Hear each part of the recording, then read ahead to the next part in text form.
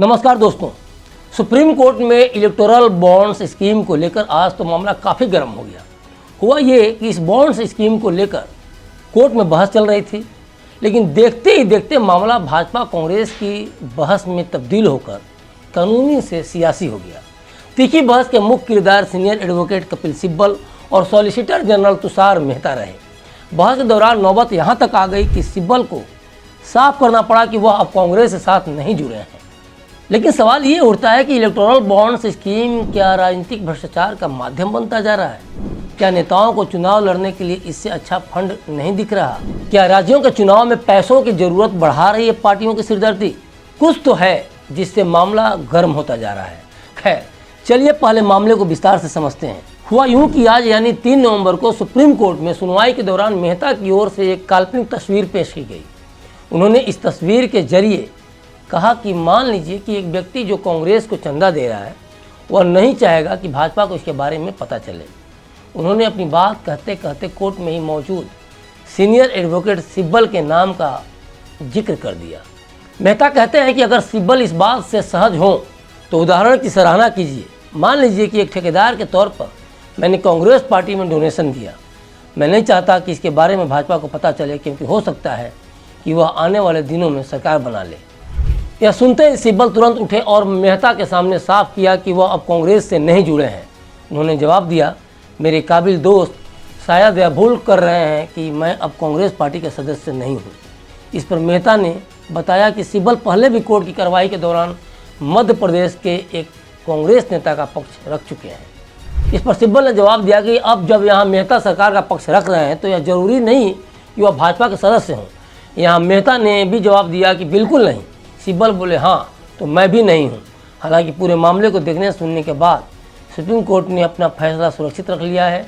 Court ने चुनाव आयोग को चंदे का ब्यौरा देने के लिए भी कह दिया है। खैर, ये तो हुई कोर्ट की बात। अब ये भी समझ लेते हैं कि आखिर इलेक्टोरल बॉन्ड स्कीम को लेकर इतना हो हल्ला क्यों हो रहा है।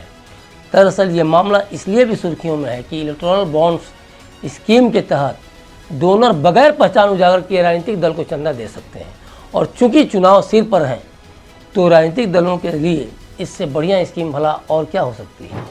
इलेक्टोरल बॉन्ड्स के माध्यम से कोई व्यक्ति, संस्थान या कंपनी किसी राजनीतिक दल को पैसे डोनेट कर सकता है, यानी चंदे के रूप में दे सकता है। अब तो आपको समझ में बात आ ही गई होगी कि आखिर ये मामला गर्म क्यों है। 5 राज्यों के विधानसभा चुनाव सिर पर हैं। 7 नवंबर को मिजोरम में चुनाव हो रहा है। इसके बाद 30 नवंबर तक 4 अन्य राज्यों के चुनाव होंगे और उसके बाद 2024 का लोकसभा चुनाव। जिस साल लोकसभा चुनाव होते हैं उस साल सरकार बॉन्ड्स खरीदने के लिए अतिरिक्त 30 दिन का समय तय करती है। यह ध्यान रखने वाली बात है कि इन बॉन्ड्स के जरिए सिर्फ रजिस्टर्ड राजनीतिक दल को ही चंदा दिया जा सकता है, और इन्हीं चुनाव को देखते हुए पार्टियों को फंड की चिंता सताने लगी है, जिसके लिए इलेक्टोरल बॉन्ड्स बेहतर माध्यम है। फिलहाल 1000, 10,000, 1 लाख, 10 लाख रुपये और 1 करोड़ रुपये के इलेक्टोरल बॉन्ड खरीदे जा सकते हैं। इन बॉन्ड्स को जनवरी, अप्रैल, जुलाई और अक्टूबर में 1 तारीख से लेकर 10 तारीख के बीच खरीदा जा सकता है। इन बॉन्ड्स को खरीदने वाले की पहचान गुप्त रखी जाती है।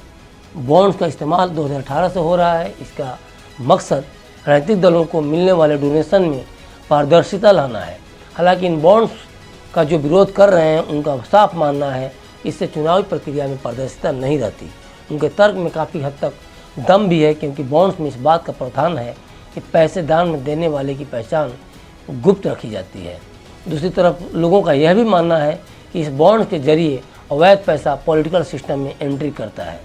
कांग्रेस हो या भाजपा या फिर communist party of India, bonds के मामले पर सबकी राय अलग अलग है।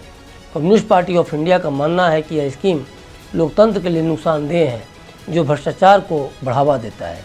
कांग्रेस को लेकर इंडियन एक्सप्रेस कहता है कि कांग्रेस ने केंद्र सरकार की यह दलील खारिज कर दी है कि इलेक्टोरल बॉन्ड्स की स्कीम चुनाव सुधार की दिशा में एक बड़ा कदम है।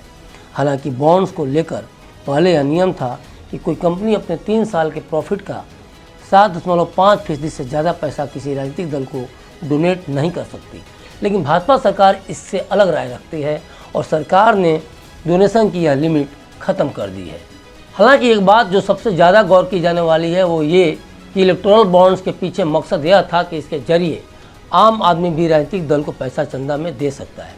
लेकिन ऐसा हुआ बहुत कम, और देखा जाए तो 90% चंदा सबसे ज़्यादा मूल्य के इलेक्टोरल बॉन्ड के जरिए ही आया, जिसकी कीमत 1 करोड़ रुपए है।